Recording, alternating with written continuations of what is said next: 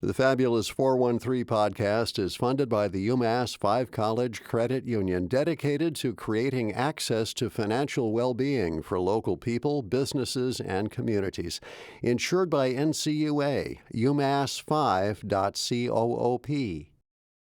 The Fabulous 413 podcast is funded by Eastworks, a 500,000 square feet dedicated to artists, entrepreneurs, and nonprofits where community happens.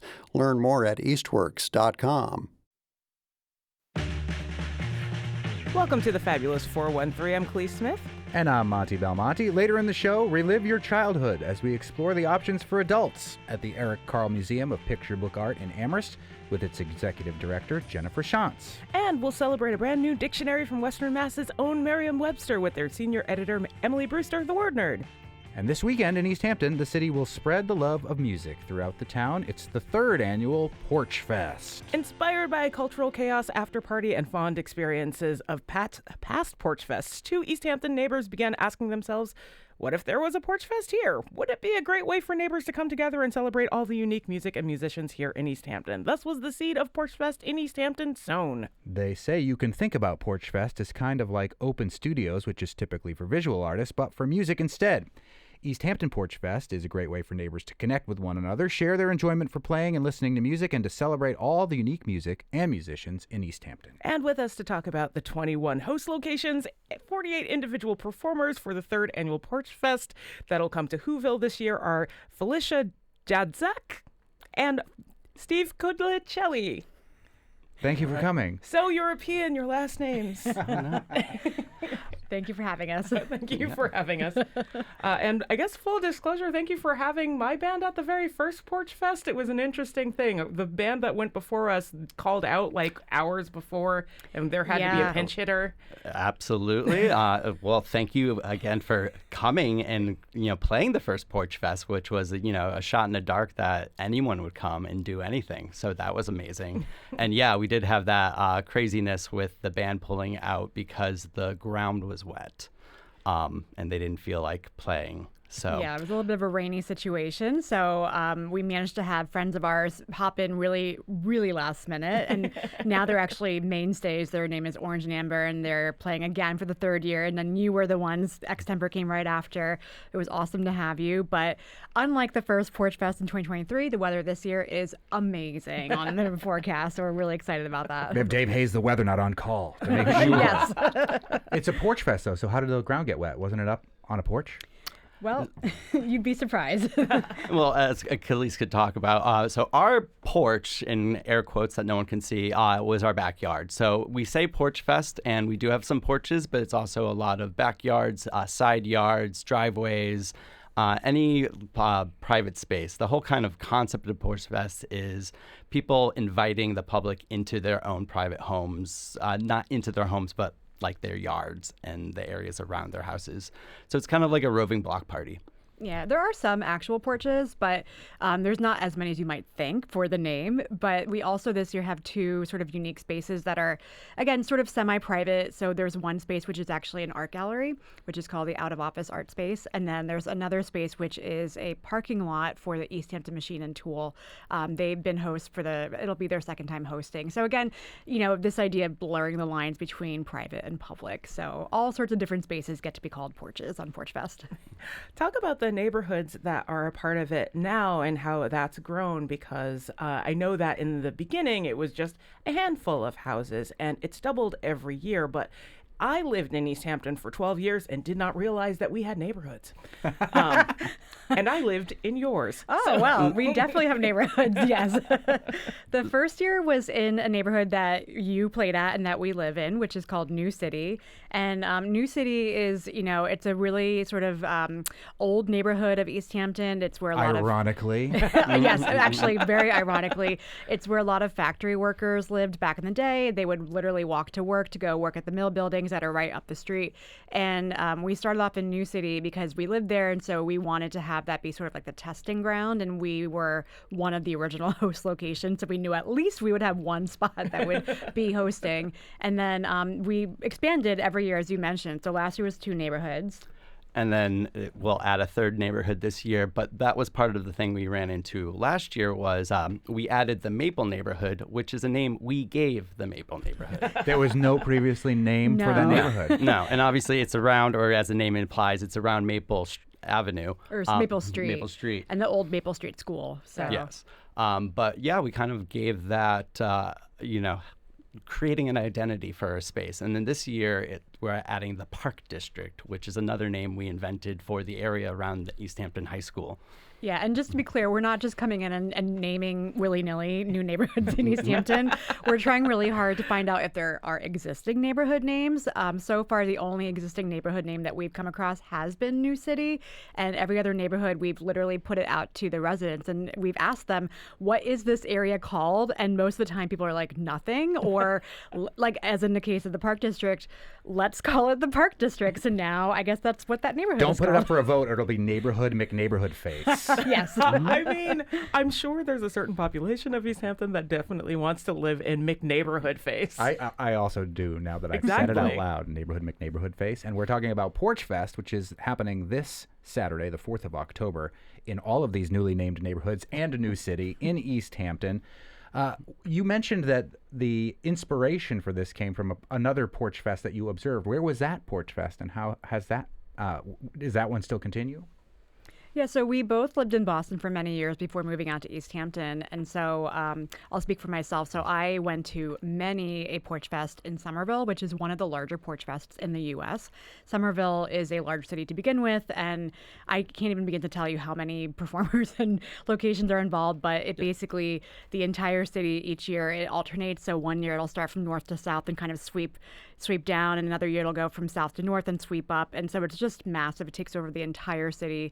There's other parts in Boston, like the JP Porch Fest, and there's other ones that have been added. I don't know what your first Porch Fest was, Steve. Well, I had been to a Porch Fest in Somerville. It was my first one before I had met Felicia. But one of our first dates was the Somerville Porch Fest. I think it was our second month knowing each other. Yeah. That when you mentioned it was another one, I was going to ask if it was Somerville. I have a friend from college who plays it every year. Nice. This gives us an awesome opportunity to talk about another interesting thing that happened in Somerville recently that somebody in East Hampton told us about, the folks at Tip Top Wine Shop. And I just want to say, somebody in 413 needs to do this. There was an election for mayor of the bike path, the cat mayor of the bike path of We Somerville, are aware.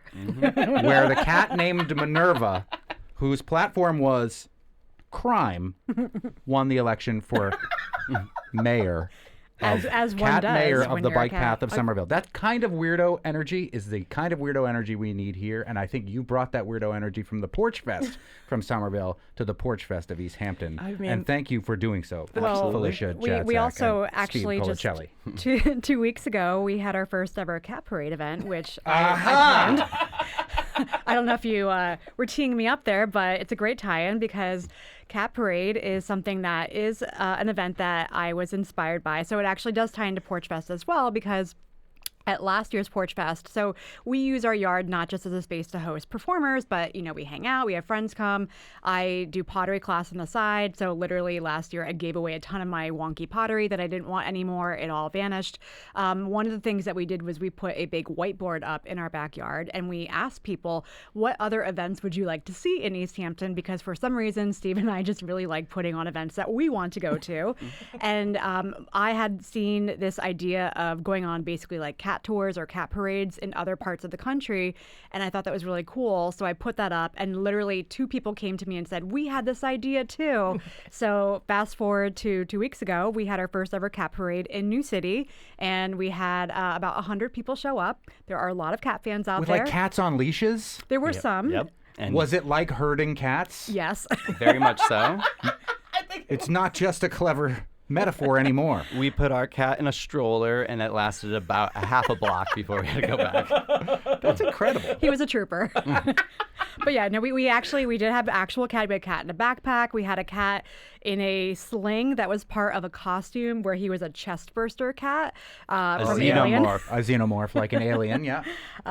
Yeah, we had stuffed animal cats. We had all sorts of cat representation. That's beautiful. I But think it's a beautiful thing, too. enough about the past. Talk to us about some of the musicians that are going to be at Porch Fest this weekend. Absolutely.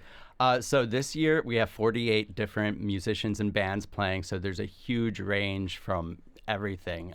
We have, just off the top of my head, we have 2 different porches that are both going to be like Bluegrass Fest. We have a porch in New City that's going to be very kid-focused. We have the Juice and Jelly Fun Time Band, and also a band, 2 dads. It's called the Low Bars, a dad band. Yeah. Kid-friendly dad songs. It's going to be the place to go if you have kids, for sure. And that's on one particular porch all the time, so you Yes. can go and like, this is the porch we bring the kids to. Yeah, that'll Absolutely. be the kid porch. We just have a ton of different performers. Some of them are repeat performers who have been there since the first year. Some have been there just since last year, and a bunch are new. Every year we try to get a really good mix of old and new because we want to thank the performers who really kind of like, with Extemper, took a chance on us in the very beginning. And we also want to make sure that we're getting new blood and different kinds of acts in. And every year, some people can't make it and some people can. So there's always a really good mix. But yeah, the Bluegrass, we have one of our neighbors in New City has hosted for the past 3 years. Basically, it's like a metal rock situation, which is really, really fun on Parsons Street. How do the neighbors like that? I was going to ask, is there a NIMBY situation going on with some of these porches and the music that is there? Yeah, There is some behind the scenes specifically with that, because we have a porch across the way that does a lot of acoustic music. And so there is a little bit of behind the scenes finessing. So it's other this- Porch Fest artists that are complaining, or the other porches, here's just the cranky thing is, neighbors. We've learned a lot since the first year. So the first year we realized pretty quickly that it's not great to have a nice acoustic singer playing at the same time that a raging metal band is playing literally right across the street. Yeah. So we've adjusted. So now we do stagger things when there are porches or locations that are really close to each other, like that one happens to be. The other thing we try to do a lot of is do a lot of communication with the neighborhoods and let people know that, hey, this is happening. It's going to, there will be music, there will be sound. Sometimes we can't control what other people's plans are or what's going on, but we try to be really open about this. The day itself starts this year it goes from noon till 5. So, it's during the day. It's not late at night. It's not super early in the morning. It's during the day when people are hopefully out and about anyway. And what we have found is that it's been a really cool way to bring community together, because we have people each year who've rolled up to our own backyard who we don't expect to see there. And what's really cool again is, especially in a neighborhood like New City, there's folks who've lived there their entire lives. There's people like us who've just moved in recently. There's people who are renting, who are, kind of coming in and out, and all of them are coming together to check out what's going on. So everybody who's got a porch in this is donating their space for Porch Fest. But how do those particular porches or venues for the day get to choose? Do they get to choose who's on their porch, or do you assign them? Like, you get these people, and then You have to be the heavy metal porch. you have to this be the year. heavy metal porch this year. It's a range. It's a roving title. So it depends. The way we approach it is that if somebody wants to perform on their own porch, or if they have a friend that they would like to perform on their porch, that is automatically a go, because we would never presume to tell someone, oh, you can be part of Porch Fest, but you can't play on your own porch. So that is just part of what we have in terms of our lineup, are people who are playing where they live, or they're inviting their friends to play. And so with that, it's fun because we actually don't control any of that. And so those folks are guaranteed spots. The rest of the porches, sometimes there are requests, and we try to honor them as much as possible. So, for example, the porch location that is the kid-friendly location, the Low Bars, one of them lives at that spot. And Probably the drummer. I'm not sure what his instrument is. Always easier to travel to where the drums are than to bring the drums to wherever the This other is band facts. members are. And they had requested, because we also ask, so we try to do 2 to 3 performers per location, because we always get way more many people who are asking to play than we have spots available. So we always ask if we can have more than one performer per location. And if that is possible, then what we do is, so for example, with the Low Bars, they said we would like to have another kid-friendly act here because we're happy to host someone else, but we just don't want to have, something that's not necessarily going to fit the vibe. Right. So. And we're speaking with the organizers of the 3rd annual East Hampton Porch Fest, which is this Saturday in East Hampton, and all these new neighborhoods that I didn't know had names or that have recently been named. One of which I did actually live in. Yeah, Felicia Jadzak and Steve Colicelli, the organizers here. This is the 3rd one, and it's expanded. And it started in your neighborhood, which is New City, right? Are all of the porches walkable if you walk, or do you need to like get in a car sometimes and drive to a different neighborhood if you want to experience more of the Porch Fest? It's possible, but I wouldn't recommend it.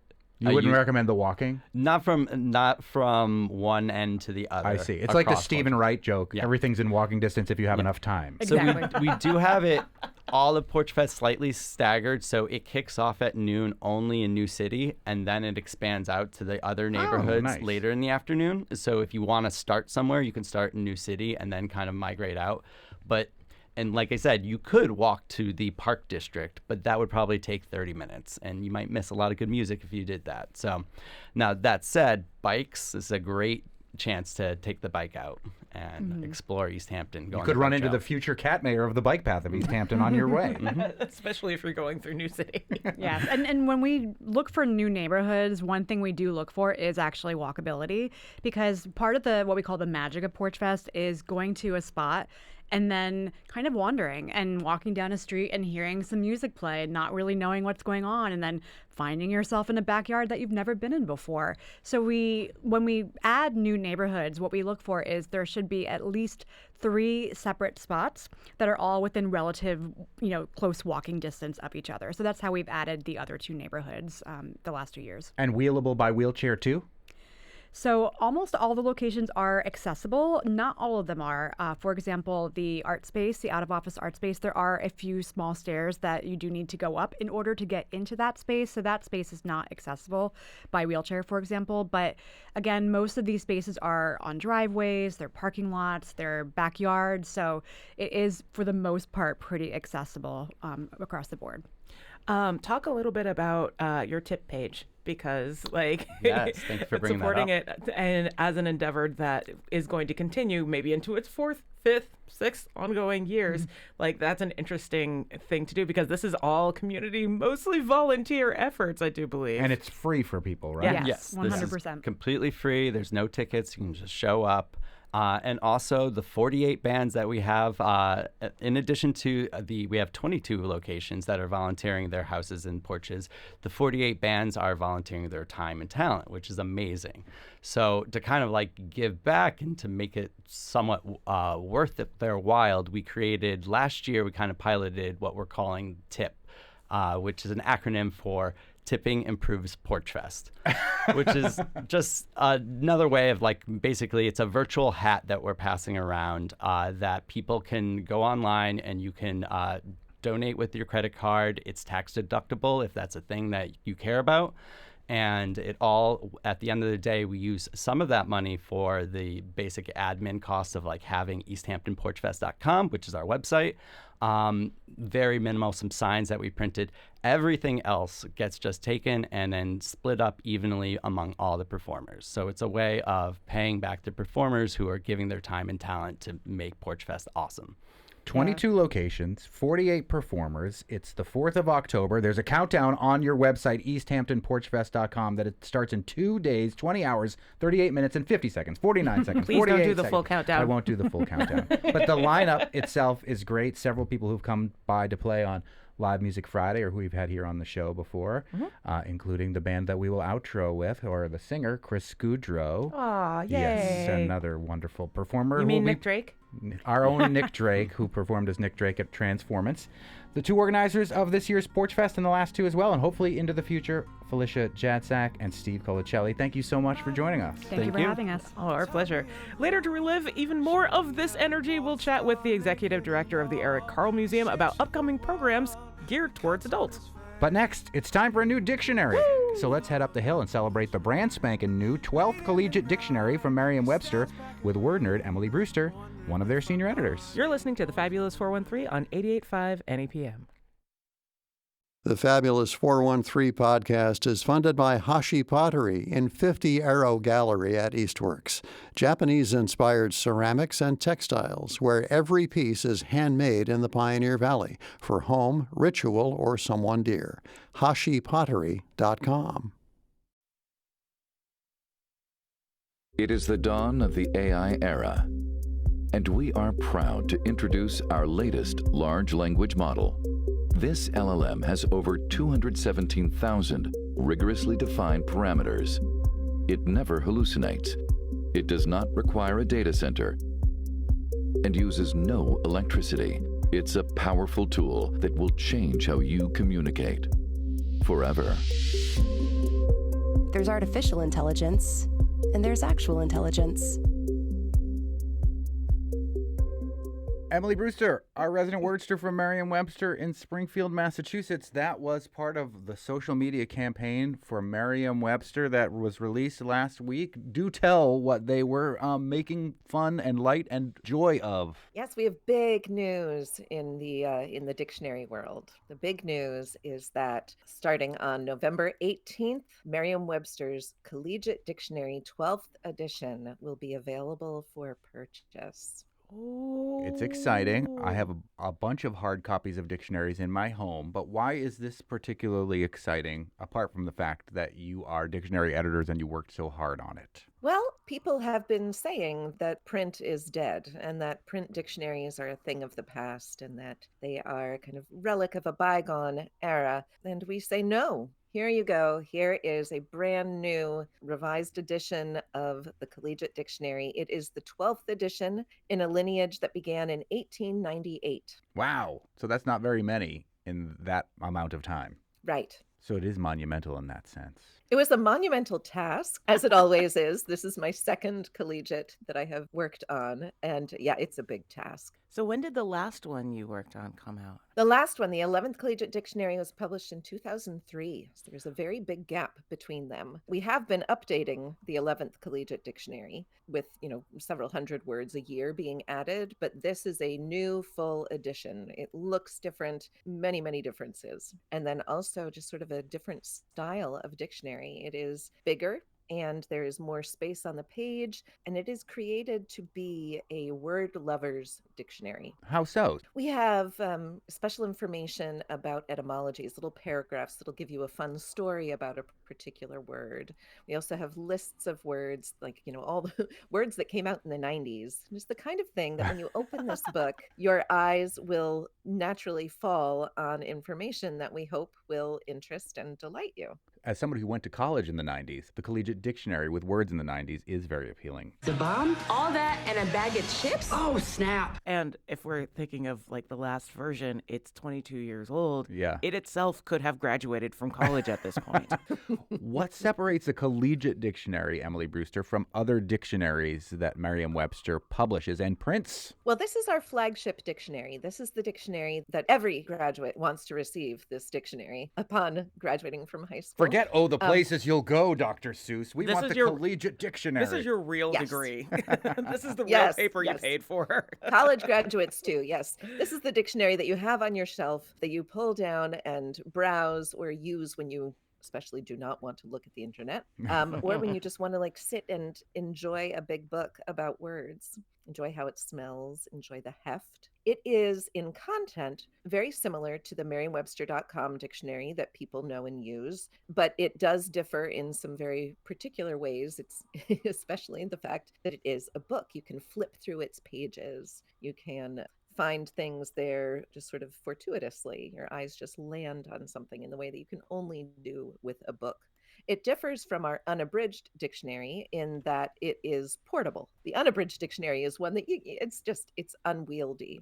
So this book, what I've always said about the Collegiate Dictionary is that the Collegiate Dictionary was inspired by the need to create a book that would be portable and affordable. I thought saying that the unabridged dictionary was unwieldy, that you were going to say the Collegiate Dictionary was wieldy. Is wieldy a word? Wieldable, like Yeah, a mace. wieldable. You don't say it's wieldy? I mean, you can. Of course you can, because that's what the dictionary says we can do. They only call balls and strikes. People use the language as they will, and then Merriam-Webster chronicles them in the new print edition of the Collegiate Dictionary available on November 18th or on their website. And actually, wieldy has been in use since the 14th century, so this new dictionary will tell you that also. This dictionary has up-to-date vocabulary, so within these pages, you will find the word riz, for example. Oh, wow. And also all the tried and true definitions that we've been using for hundreds of years.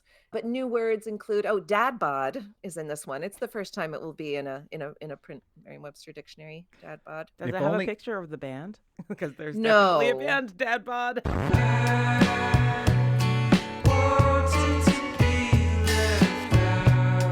The dad bod as a concept is more global than the band. That's true. If only the dads were picking up the unabridged dictionary and wielding it as opposed to the Collegiate Dictionary, maybe their dad bod wouldn't be as pronounced. Nothing wrong with the dad bod. No dad bod shaming. No bod shaming at all. Is there a particular size that Merriam-Webster is looking for page length-wise? Is there like a cutoff that makes it wieldy versus unwieldy? Yes, this book is, it can't be too big. You know, the biggest dictionary that Merriam-Webster ever published was an unabridged dictionary that came out in 1934, and it weighed 22 pounds. Wow. This dictionary weighs 5 pounds. So that is something that makes it portable. I mean, you can Yes. actually pick it up and, I mean, I have put the really big one on my lap before. It's fragile, but it's difficult. You can do it, but then you can't move for a while. Mhm. So this is the kind of book you can just pick up and move around. It's the first time in a long time that we have been concerned about the time-honored deep concern of lexicographers, which is space. Mhm. When we're working on the Merriam-Webster.com dictionary, it doesn't matter how long any particular definition is. We can put all kinds of stuff in there,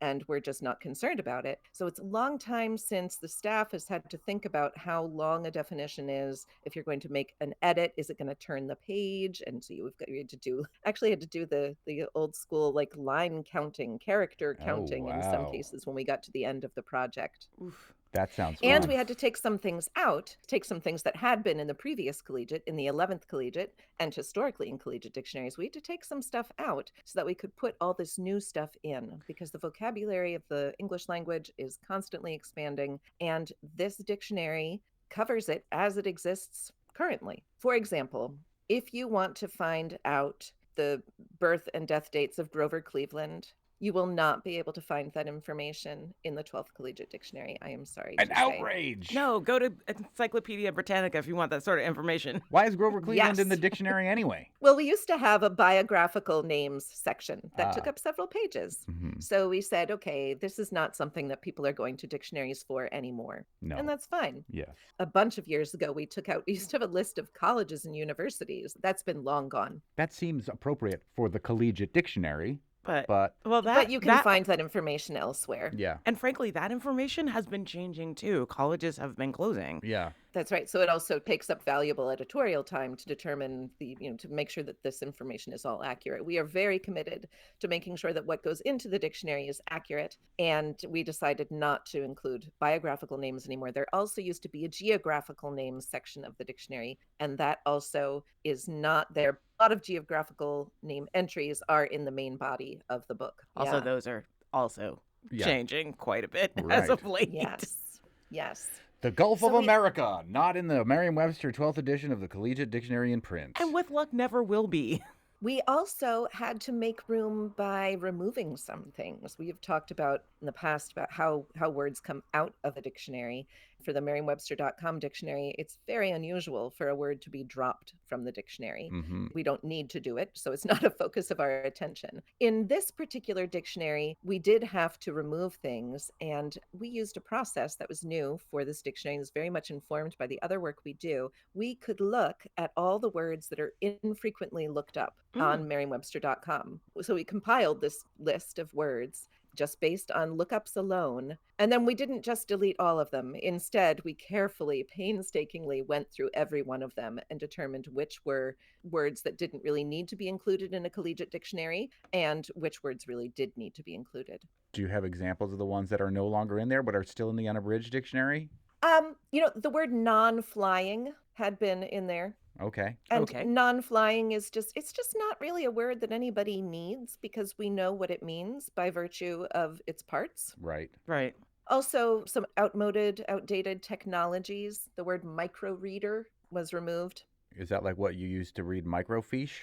No, it's something for reading a microphotograph, which I also haven't really heard of. Yeah. So it's very much an outdated technology. It's very unlikely that anyone will miss this entry in the dictionary. We also removed some obsolete meanings of words. So keeping the words, but taking out the obsolete senses of some words. These are not these are not senses that people are likely to come across in literature that they're reading, but they are very obscure, obsolete senses of words. So we were very meticulous in what was removed and worked really hard to make sure that it was the kind of material that would not be missed. Do you have an example of that? There's a word enwheel, Enwheel. So Huh. you'll be sad about missing that one. It's unwieldy. Yeah, it means to encircle. It's a lovely word, and you can find it online. It has not. We're not removing it from anything except for this print book. You are not censoring words in the dictionary that have previously existed or their senses. You are simply censoring it for time in the Collegiate Print Dictionary that will be released in the 12th edition on November 18th. These words have graduated from the Collegiate Dictionary Yeah. into just being in the abridged. They're There full adult words now. I like that. It's like the difference between our live radio show and the option we have with podcasts to go longer than the 52 and a half minutes that we have when we're Exactly. live between 3 and 4 p.m. in the afternoon. Yes. Everybody needs a little Right. editing. Yeah. It can be good for you. Yes. Ain't that the truth? Other words that I see that have been entered into this Collegiate Dictionary in print: farm to table, heat dome, gaslighting. Wait, was gaslighting not in there before? Maybe not in the print of the 11th edition of Merriam Webster's Collegiate Dictionary. Well, I think the newer sense of it maybe hadn't made it into the print 11th Collegiate, but we've talked about that word a number of times, and it is not a new word. So I think it's the newest senses that are in the 12th edition. The other thing that people online seem to love about the 12th edition, apart from the fact that your social media game is so good at Merriam-Webster and came up with that really fun AI kind of commercial, is that there are finger holes, those tabs, those old the thumb notches. thumb notches. Those things are so nostalgic and nice. amazing. But they're perfect. Do they have the letters on them? Mm-hmm. I love that.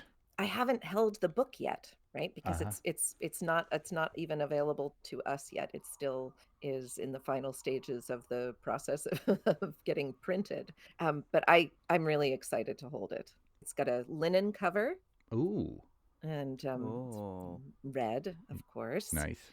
The paper that we chose is a little bit thicker than paper previously was because we wanted to make this dictionary easy to use, easy on the eyes. We didn't want paper that you could see through so that you would be confused by what was the print on the other side. So dictionaries need to have very, very thin paper. This paper is very thin, but it is thicker than some dictionary paper sometimes is. And now that rolling papers are so widely available, you don't need the dictionary for that anymore. Why were you using Don't Smoke Ink? It wasn't just this particular book. It was other books too. Don't Smoke Other Ink? books with lots of pages that would No. literally be Oh my God. sacrilegious to use. So bad.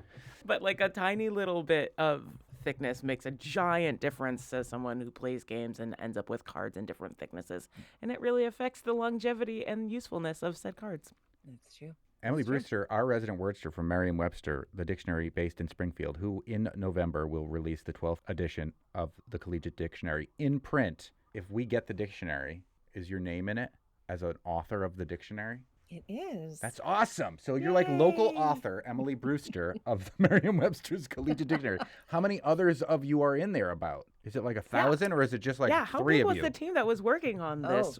Not very big. There's the director of defining, the director of print products, the senior director of editorial operations, a production manager. There are 7 senior editors, 4 associate editors, 6 assistant editors, our editor at large, an editorial database specialist, an editorial assistant, and then editorial contributors. There are 5. So if I did that math quickly enough, it's 30. It's between 30 and 40 people. Yeah. That's not a lot for this big collegiate dictionary. It's not a lot, but you know what? We're all really good at focusing on minutia for hours and hours at a time. So we get it done. Why was now the right time to update the Collegiate Dictionary? Well, it's something we've wanted to do for a long time, and we just finally got the go-ahead to do it. I don't really have a better reason beyond that. Just time felt right, so we went ahead and we did it. It's a good enough reason. Yeah. It's been 23 years or something like that, right? 22. 24 years, yeah. 22 years. That kid is old enough. They can have their own. That book can have its own credit card. Can't quite rent a car or run No. for president yet, but well, I guess if you have a bibliophile on your list for the holidays that are coming all too quickly, knowing that this comes out right before Thanksgiving is good to know, especially if you have somebody who's graduating from college this year, as I do. I think nothing would delight my son more than an autographed copy of the dictionary by one of its authors, Merriam Webster. Your name isn't Merriam Webster, but many of our listeners think it is. Emily Brewster, resident Worcester from Merriam Webster, our dictionary in Springfield, talking about the soon-to-be-released 12th edition of the Collegiate Dictionary. Thanks, Emily Brewster. Thank you, Monty Belmonte. Thank you, Khalees. Oh, always a pleasure, and congratulations. Thank you. And if you've got a question about words that are in that dictionary or not, you can send it our way and we'll ask the word nerd, thefab413@nepm.org. And now to find out about the fun stuff for adults in a place you may have thought was just for kids. But Jennifer Shantz, Executive Director of the Eric Carle Museum, is here to tell us otherwise as we learn about Carle After Dark and some of the other cool programs next. You're listening to the Fabulous 413 on 88.5 NEPM. Woo! The Fabulous 413 podcast is funded by Real Pickles, a worker-owned cooperative in Greenfield producing organic fermented vegetables sourced from Northeast farms. More information at realpickles.com. The Fabulous 413 podcast is funded by Northeast Solar in Hatfield, offering personalized solar energy solutions and ongoing customer care, proudly serving communities throughout the Pioneer Valley. northeast-solar.com.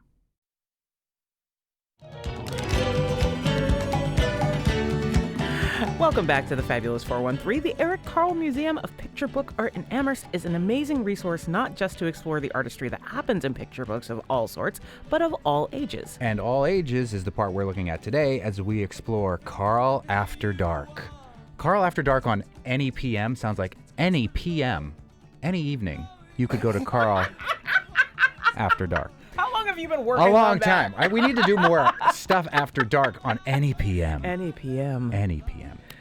It's a programming series, though, Carle After Dark, looking to entertain those adults who so often find time to bring their littles to the museum. And with us to talk about that series and more is Jennifer Shantz, the Executive Director of the Eric Carle Museum of Picture Book Art. She is a highly regarded, results-oriented nonprofit leader, skilled fundraiser, and vision builder with almost 20 years of C-suite experience who's helped transform cultural institutions into must-see destinations. After a career as an attorney, she served as the Chief Operating Officer, General Counsel, and Secretary to the Board of Trustees at the New York Historical Society for 13 years and as Executive Director at the New York Public Library for the Performing Arts at Lincoln Center. Working in the museum, library, performing arts, and education spaces, she is highly skilled in strategic planning and programming, private and public fundraising, operations, communications, and vision building, and she's with us here in the studio. Thank you so much for joining us, Jennifer. Thank you for having me. I'm glad to be here. I know. I want to plumb the depths of what you did in New York with people like Laurie Anderson and Lou Reed and really exciting things like that. And then our friend, formerly of the Valley, Mo Willems, in the children's exhibit that you helped bring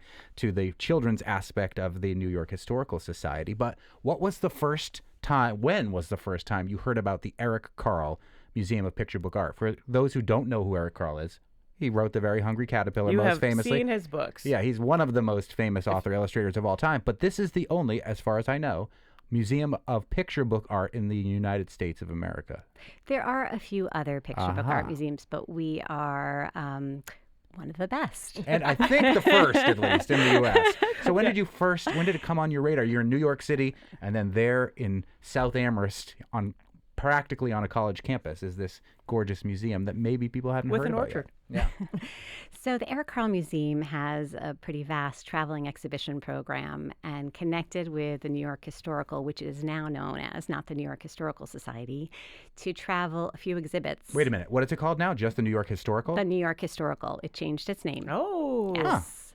And so we, at the New York Historical, we hosted a number of exhibits from the Eric Carle Museum, including an exhibition on Mo Willems, an exhibition on Eloise, an exhibition on Madeline. After I left, we also, the Historical Society, or the New York Historical. We get a pause there. What's wrong with society? That's a longer conversation. I feel like there's a certain implication of people who are allowed in an organization that has society at the end, especially for New York. So, like, taking it out introduces a sort of even playing field for people who want to be involved and find out more about the history of the place. Is that why they got rid of it? I think that's true in part. It's also to make it more accessible to all people. Yeah. And I think they did want to think of it as a place of scholarship, a place of community. And so for many, many years, they've been thinking about changing the name. But to go back to your question, yes. I first learned about the Eric Carle Museum when I worked very closely with them on those 3 exhibitions. Later on, another exhibition traveled to the New York Historical regarding picture books and civil rights that was curated by Andra Davis Pinkney. And immediately, I was incredibly impressed by the quality of the art, by the knowledge of the staff, who are incredibly professional and who love the work that they do. And so it was a joy for us to work with the Eric Carle Museum. In addition, it ended up greatly increasing our family audiences, which was something that the New York Historical really wanted to do at the time. And so we created a great bond. And then I eventually, after the Library for the Performing Arts, had the chance to join the Eric Carle Museum of Picture Book Art and jumped at that chance. And congratulations for getting it. And thank you. We're going to talk about the Eric Carle Carle After Dark program, which I was immediately excited about because years ago, pre-pandemic, the Boston Children's Museum did something of similar nature, where they once a month would open up the museum after hours to adults. And it was the best time ever, especially if you had grown up going to that museum, seeing all of the exhibits, and like seeing them in especially if you didn't have kids, like I don't, like being able to go through all of those exhibits and seeing new aspects of them in your larger frame was just like a wonderful way to re-engage the general audience of like the town with this museum that a lot of folks had grown up with. So where did the idea for Carle After Dark come from? Well, it was really inspired by our summer evening series. We launched something called Summer at the Carle with Sunset Thursdays and partnered with the Northampton Jazz Fest to host jazz musicians who were from the Pioneer Valley. And we invited adults and children and adults without children to come and enjoy music in our beautiful meadow. And we called ourselves Little Tanglewood. And people had the chance to come and visit exhibitions, enjoy programming, create art in our art studio, and sit in the great outdoors. And the weather was beautiful for most of the Thursdays. And so we wanted to continue that energy as light turns to dark, and thought, well, why not offer something as we all turn inwards and indoors to create community? And so our team came up with the Carle After Dark series, which is once a month on Thursday evenings, the first Thursday of each month from November of 2025 through June of 2026. So not tomorrow. Not tomorrow. But you gotta wait one more month. That's right. November 6th is our first evening. And each evening is connected to an exhibition in some ways, thematic.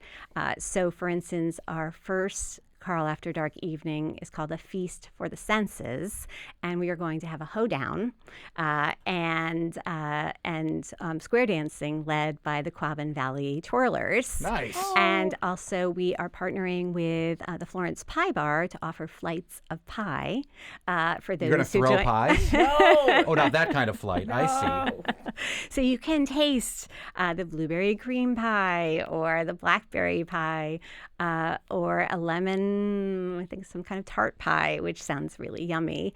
And what's great about it connects to our exhibition that just opened, which is called Cooking with Eric Carle, which features Eric's love of cooking and food, and focuses on a number of books which focused on that area. Our second month on December 4th is called Solstice Spells, and connects to our exhibition about sprites, spells, and splashes, magical beings in picture book art. And we are working with a dungeon master, the Dungeon Delvers, and Sarah Luttrell, who is a tarot card reader. And so people can come and learn about gaming, again, explore our galleries at the same time. There also will be music by, again, Northampton Jazz is curating for us. So we're hopeful that people will see it as a night out and will come with their family or by themselves and enjoy the space. We really see this as a program that's accessible to everyone of every age. And then in January, it's not technically the first Thursday, it's actually the second Thursday, because the first Thursday is January 1st. But on January 8th, we're holding Winter Warmers, the slumber party, and we're inviting people to come in their pajamas and they can engage with hot chocolate and see shadow puppets and create their own shadow puppets and experience the warmth of the museum during what likely will be a very cold day. Can you sleep over all night? Well, the slumber party is really between 4 and 5:30, so it is for the little ones. But, Monty, if you want to sleep over, we can figure out a way to make that work. I want to find out if the caterpillars come to life when everybody leaves, if they spend the night at the museum. There's only one way to find out, and it's Carl After Dark, here, or any night. Any PM. Oh my gosh.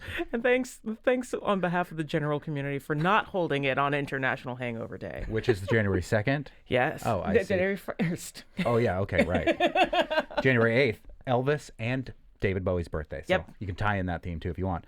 Jennifer Shantz, who's the executive director of the Eric Carle Museum of Picture Book Art. You were talking about how at New York Historical, which is not necessarily a museum designed for kids, that you wanted to bring in more interactive kid programming, a la the touring exhibits from the Carle and Mo Willems, as we spoke about before. Was that successful in bringing whole families in?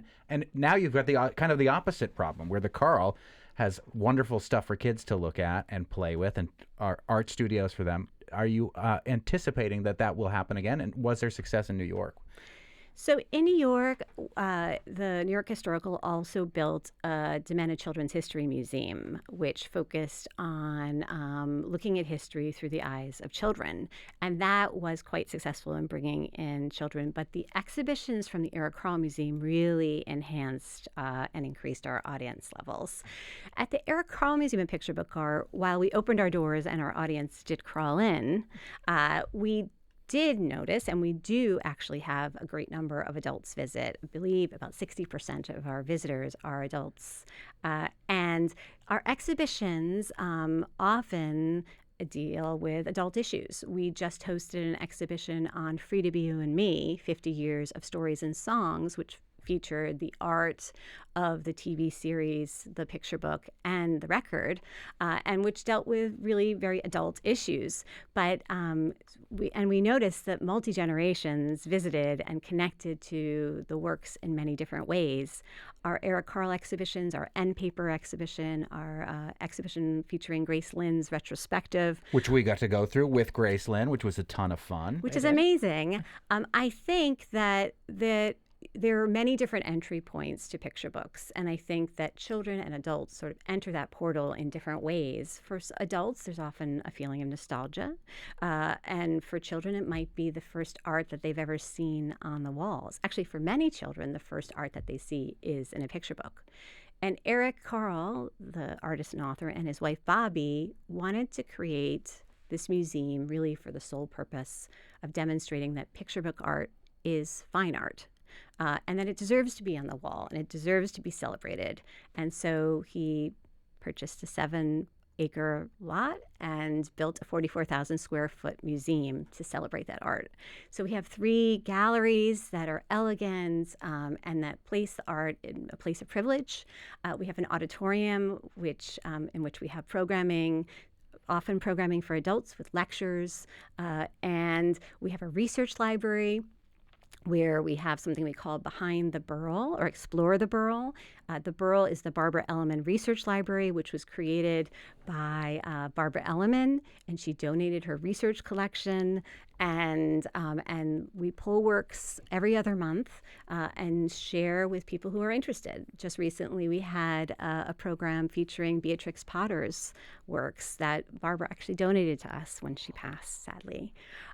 And we recently also had a program with Virginia Lee Burton. We also host art workshops in our art studio for adults. Recently, we had one on jelly plate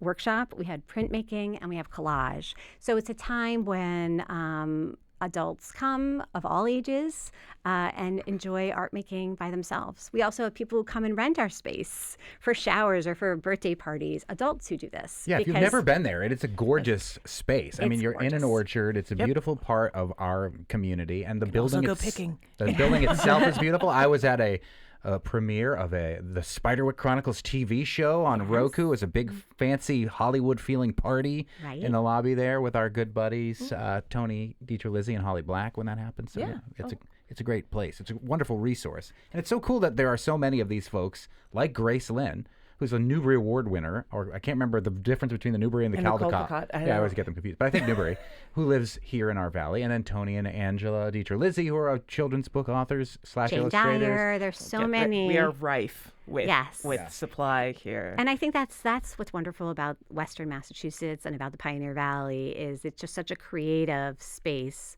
with so many intellectual people right in the midst of the 5 colleges. And it's gorgeous. And we really hope that many people will come and take advantage of Carl After Dark. Really quickly, in the last minute we have left, do you know how many exhibits the Carl loans out each year? Well, it depends. This year we have 3 exhibitions that are traveling. One is traveling to Japan. Oh, wow. And it's traveling to Tokyo and a number of other cities in Japan. We have another exhibition that's traveling to Minnesota.